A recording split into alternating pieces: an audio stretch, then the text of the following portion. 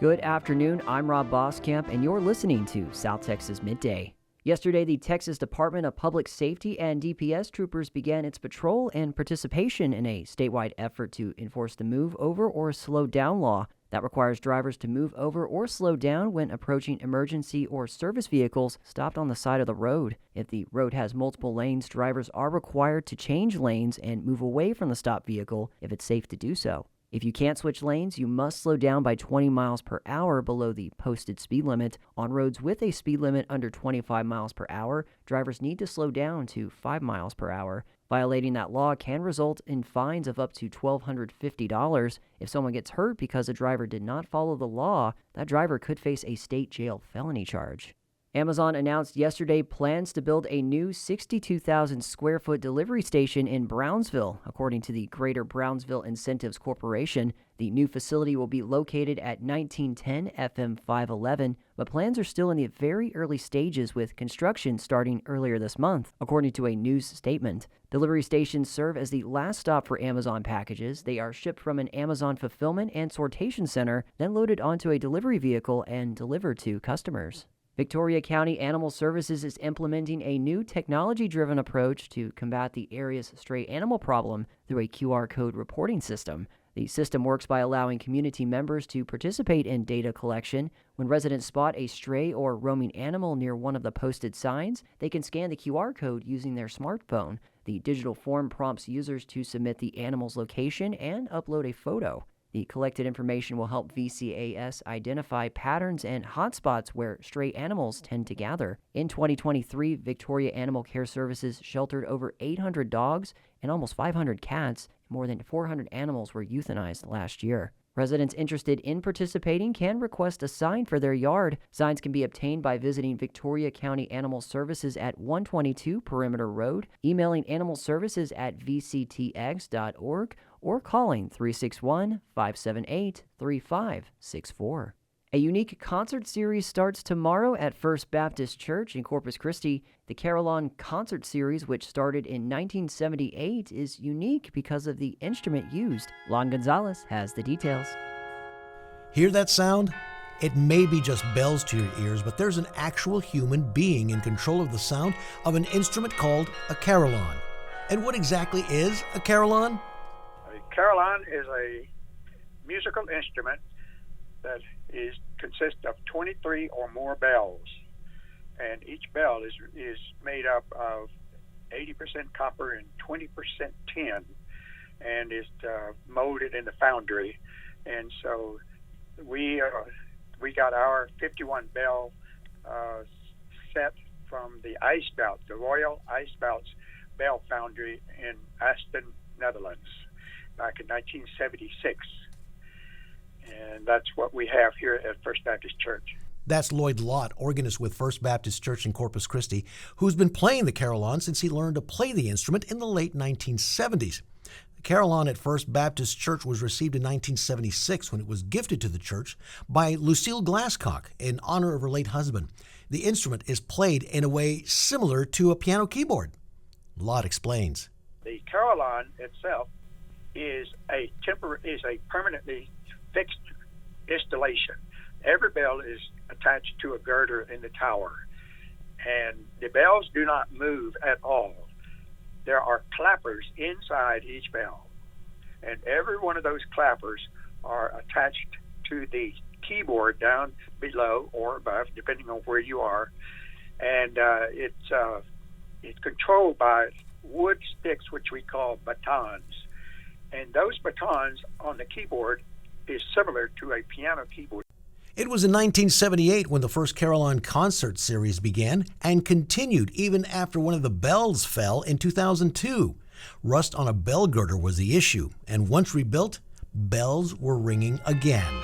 Lott is again presenting the Carillon Concert Series at First Baptist Church, with the first show set for Friday at 6 p.m. More shows are scheduled for June 13th, July 4th, and August 8th. A little side note. The bells are made with a combination of alloys that never go out of tune. I'm Lon Gonzalez for KEDT News. Texas school districts' best chance of seeing a significant increase in per-student funding next year now appears unlikely. Texas Public Radio's Camille Phillips reports most of the funding that the House planned to direct to school funding is now directed towards teacher pay. After more than a week of closed-door deliberations on public school funding, Senate leaders have released their version of House Bill 2. It keeps the $8 billion investment approved by the House, but instead of spending $3 billion to increase per-student funding, it spends $4 billion directly on teacher pay. Texas A&M professor Lori Taylor studies school finance. She says it would be better to give school districts a general increase. I think that the districts are probably in a better position to know how to target an increase in payroll revenue than the legislature. The House proposed adding $395 to the minimum amount spent per student. The Senate version only increases it by $55. I'm Camille Phillips in San Antonio. A bill to ban child marriages in Texas has passed the House and is on its way to the Senate. Houston Public Media's Andrew Schneider says the measure would also void any marriages for people currently under 18. House Bill 168 would close a loophole that lets children as young as 16 marry if they are legally emancipated.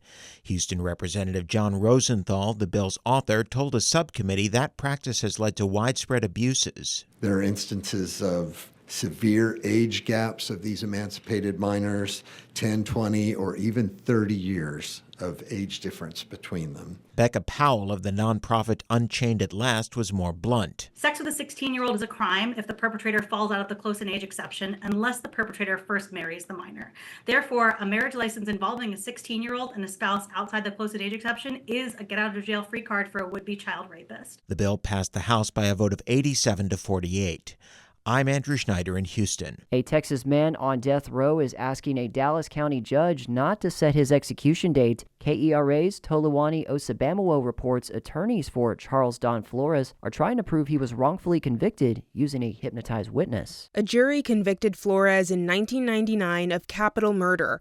The key eyewitness didn't identify Flores as a suspect until after police say they hypnotized her.